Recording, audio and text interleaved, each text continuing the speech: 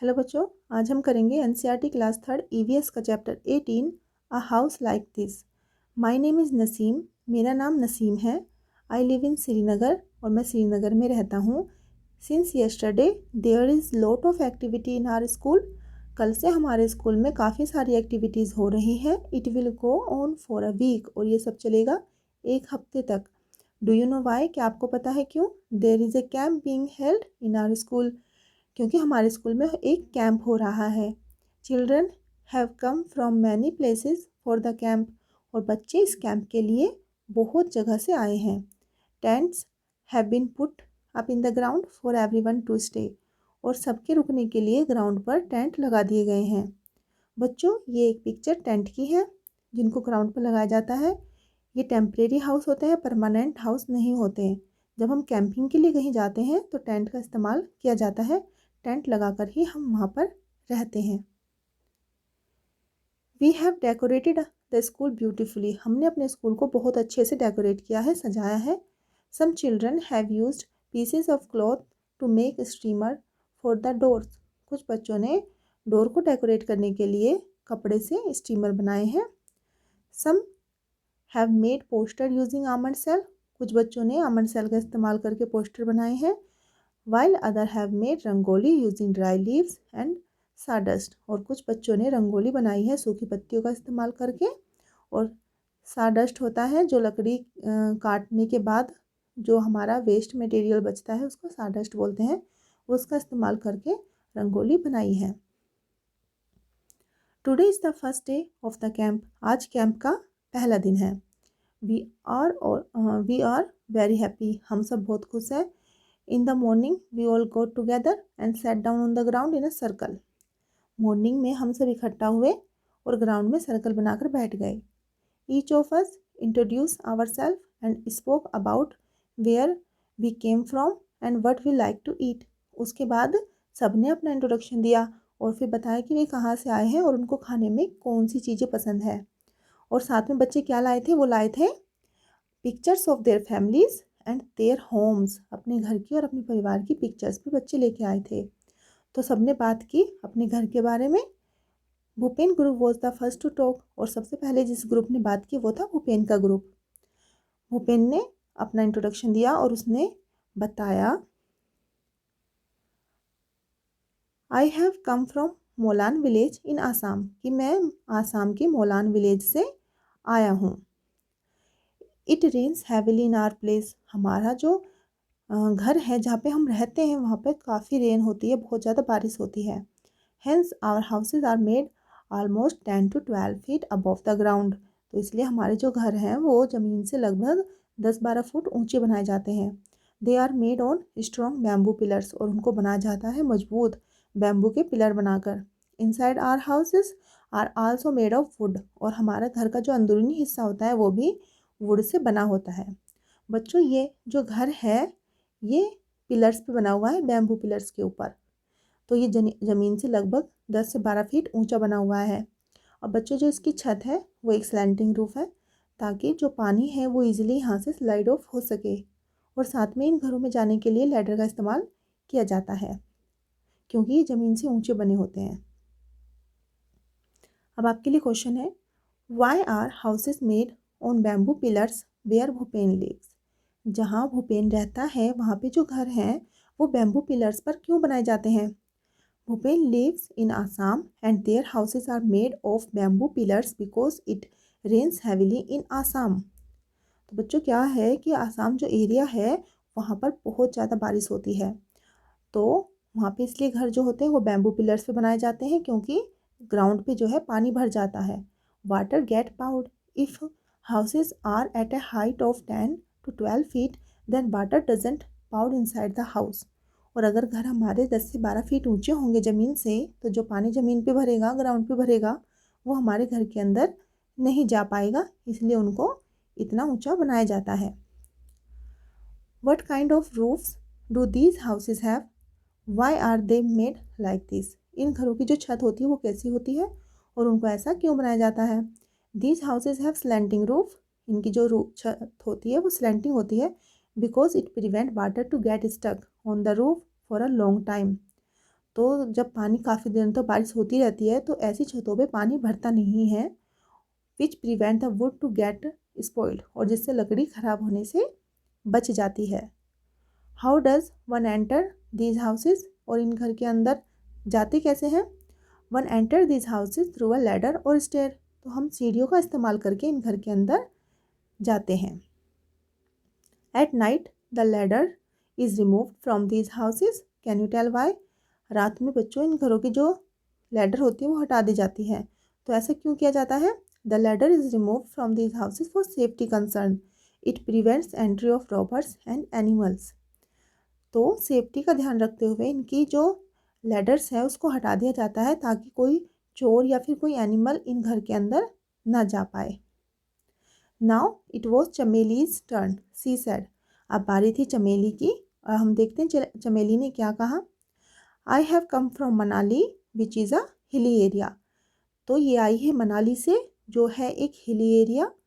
Eight our place it rains heavily and snows as well, तो ये बताती है कि जहाँ पे ये रहती है वहाँ पे बारिश भी बहुत ज़्यादा होती है, साथ में बर्फ़ भी पड़ती है। When it is very cold, जब बहुत ज़्यादा ठंड होती है, we like to sit in the sun, तो हमको पसंद होता है धूप में बैठना। Our houses are made of stone और वुड, और हमारे घर बनते हैं पत्थर से और लकड़ी से। बच्चों जो मनाली है या फिर मनाली जैसी जो जगह है जहाँ पर बर्फ़ पड़ती है वहाँ पर भी स्लैंटिंग रूफ बनाई जाती है ताकि बर्फ़ वहाँ पे इकट्ठा ना हो और आसानी से स्लाइड ऑफ हो सके, जिससे इन घरों की जो छत है वो काफ़ी टाइम तक सही रहती है, ख़राब नहीं होती। इन विच एरिया इज़ चमेलीज़ हाउस, चमेली का जो घर है वो कैसे एरिया में है? Chameli's house is in the hilly area of Manali, Chameli का जो घर है वो मनाली के हिली एरिया में है। What is the similarity in the roofs of Chameli's and Bhupen's house, जो चमेली का घर है और भूपेन का घर है उनकी जो घर की जो छतें हैं उनमें क्या सिमिलैरिटीज़ हैं? Both houses have slanting roof so that the snow and the rain can slide of easily, जो दोनों घर हैं उनकी जो छतें हैं वो स्लैंटिंग है ताकि वहाँ पर बर्फ़ और रेन इकट्ठी ना हो पाए, पानी इकट्ठा ना हो, बर्फ़ इकट्ठी ना हो और आसानी से नीचे चली जाए। How do roofs help in their areas, तो छत जो होती हैं इन एरिया में कैसे हेल्प करती हैं जो स्लैंटिंग रूफ यहाँ पे बनाई जाती है। Both area have heavily rainfall so slanting roof avoiding the accumulation of water of the roof, तो क्या होता है कि जब ज़्यादा बारिश होती रहती है तो अगर हम नॉर्मली छत बनाते हैं तो वहाँ पे पानी इकट्ठा होने लगेगा और छत जल्दी ख़राब हो जाएगी, लेकिन स्लैंटिंग रूफ बनाने से वहाँ पर पानी इकट्ठा नहीं होता है और ये छत काफ़ी दिनों तक सही रहती है और ऐसे एरिया में यही यूज़फुल भी होती है। अब बारी है मिताली और अनुज की। Mitali and Anuj have come from Delhi, जो मिताली है और अनुज है वो दिल्ली से आए हैं। They show picture of Delhi to everyone, उन्होंने सबको दिल्ली की पिक्चरें दिखाई। In one picture seeing very high buildings, Bhupen said oh such tall houses how do you climb up, तो एक पिक्चर में उन्होंने दिखाया कि बहुत ही ऊंची ऊंची बिल्डिंगें थी, तो भूपेन ने कहा कि ये तो कितने ऊंचे घर हैं, इनमें चढ़ते कैसे होंगे। तो बच्चों ये पिक्चर देखो, यहाँ पे आपको काफ़ी तरह के घर दिख रहे होंगे, कुछ मल्टी स्टोरी बिल्डिंग है, कुछ नॉर्मल हाउस है और कुछ स्लम्स भी हैं।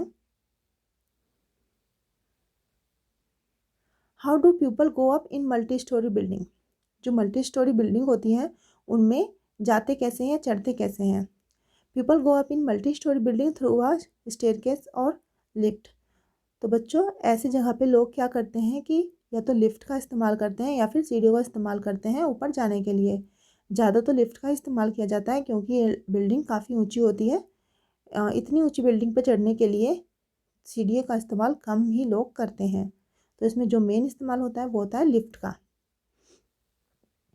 New Delhi is the capital of India, people from villages and towns come to big cities like Delhi in search of work, जो न्यू दिल्ली है वो इंडिया की कैपिटल है और जो लोग हैं वो छोटे शहरों से और गांव से दिल्ली जैसे शहर में आते हैं काम की तलाश में।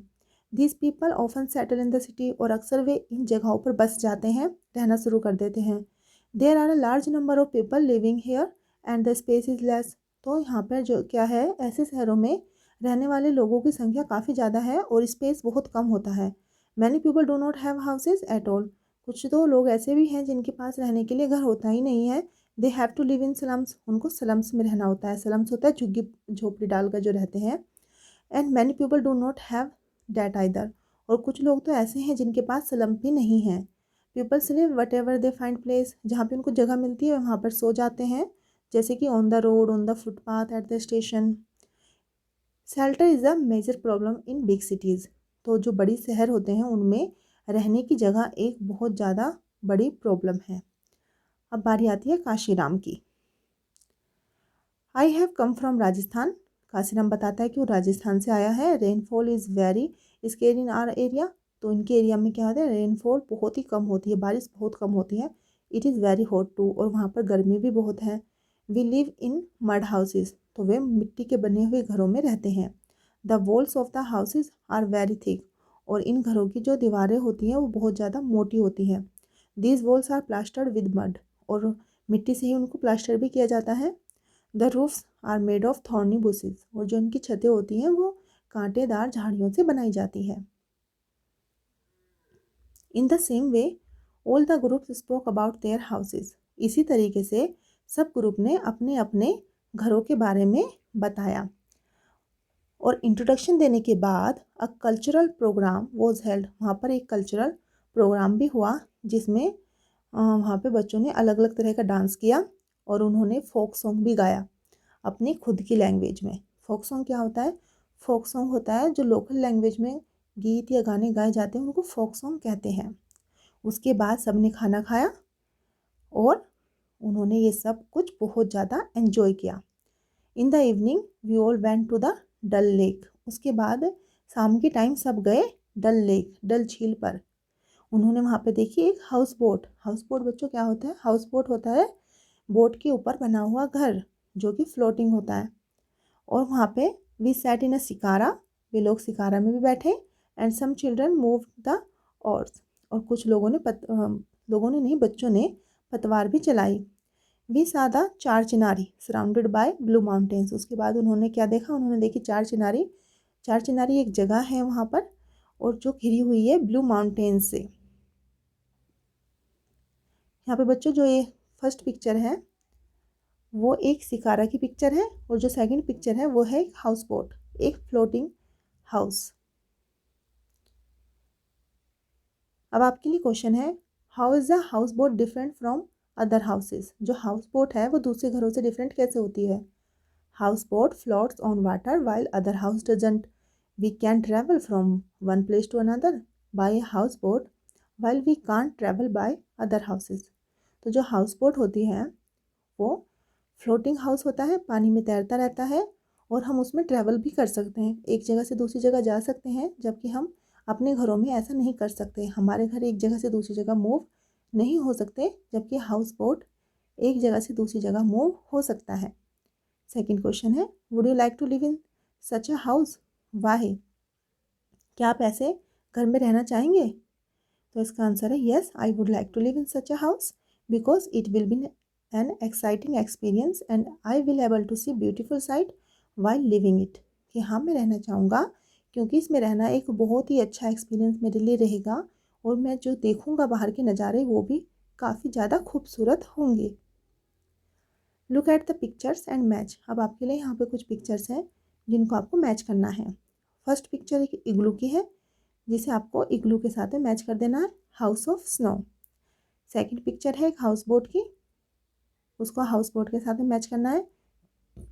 फिर एक मल्टी स्टोरी बिल्डिंग है, उसको मल्टी स्टोरी बिल्डिंग के साथ में मैच कर देना है। उसके बाद है एक टेंट और लास्ट में है एक हट, हट के साथ में उसको मैच कर देना है। नेक्स्ट आपके लिए है, put a tick on the names of things which your house is made of. अब आपको उन चीज़ों पे टिक करना है जिससे कि आपका घर बना होता है। घर किस चीज़ से बनता है? जैसे वुड से, सीमेंट से, आयरन से, लाइमस्टोन का इस्तेमाल भी होता है, ब्रिक्स भी होती है, ग्लास से खिड़कियाँ बनती है और स्टोन का काम भी घरों में किया जाता है। तो ये सब वो चीज़ें हैं जिनसे घर बनाया जाता है। Look at the houses in your neighbourhood. अब आपको क्या करना है कि अपने पड़ोस के घरों को देखना है। What are they made of? वे किससे बने हुए हैं, उनकी लिस्ट बनानी है। तो बच्चों, घर जो होते हैं नॉर्मली जो चीज़ें इस्तेमाल होती हैं घर बनाने में वो हैं जैसे सीमेंट है, वुड है, ब्रिक्स है, आयरन है, स्टोन्स है, ग्लास है। इन सब चीज़ों का नॉर्मली घरों में इस्तेमाल होता ही है, तो आपको यहाँ पर एक लिस्ट बनानी है। उसके बाद है आपको इन चीज़ों के सैंपल भी कलेक्ट करना है। फिर है let us make a brick. अब हम लोग क्या करते हैं, हम बनाएंगे एक ब्रिक, एक ईंट। उसके लिए आपको क्या चाहिए, आपको सबसे पहले क्ले को नीड करना है। उसके बाद एक खाली मैच बॉक्स लेना है और उसमें उस क्ले को फिल कर देना है, प्रेस करना है उसको। उसके बाद सूखने के लिए रख देना है और जब सूख जाए तो उसको बाहर निकाल लेना है, तो आपकी जो ईंट है वो तैयार हो जाएगी। फिर आपको उसमें कलर करना है। कलर करने के बाद आप उसमें अपना नाम भी लिख सकते हैं और उस ऐसे ही आपको काफ़ी सारी ईंटें बनानी है, जिससे कि फिर आपको एक अपना कलरफुल हाउस भी बनाना है। उसकी छत को आपको डेकोरेट भी करना है। उसके बाद आपके लिए एक काम है, कलेक्ट और draw pictures of different kinds of houses. अब आपको अलग अलग तरह के जो घर होते हैं उनकी पिक्चर या तो आप ड्रॉ कर सकते हैं या फिर कलेक्ट कर सकते हैं। Use this to make a beautiful chart. फिर आपको इनका इस्तेमाल करना है एक बहुत ही खूबसूरत चार्ट बनाने के लिए। Display it in your classroom, और उसको फिर डिस्प्ले कर देना है अपने क्लासरूम में। बच्चों, ये हमारा चैप्टर कंप्लीट हो गया है। आपको वीडियो अच्छी लगी हो तो वीडियो को लाइक कर देना, चैनल को सब्सक्राइब कर लेना। ओके बच्चों, बाय।